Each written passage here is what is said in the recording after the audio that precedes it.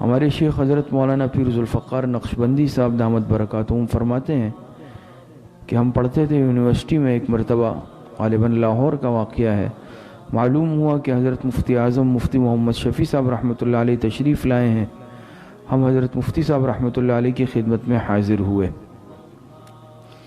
حضرت مفتی صاحب رحمۃ اللہ علیہ نے ہم طلبہ سے سوال کیا کہ بتاؤ علم کسے کہتے ہیں؟ تو سب طلبہ نے اپنے اپنے فہم کے مطابق جواب دیا، جاننا، معلوم کرنا، علم رکھنا۔ حضرت مفتی صاحب رحمۃ اللہ علیہ خاموش رہے، پھر ہم نے خود عرض کی حضرت آپ بتا دیں۔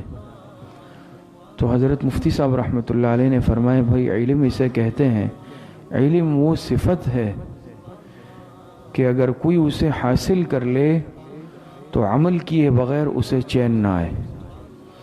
علم اس صفت کو کہتے ہیں، یہ وہ نورانی صفت ہے کہ جس کو اگر انسان حاصل کر لے تو جب تک وہ اس پر عمل نہ کر لے اسے چین نہ آئے، اسے علم کہتے ہیں۔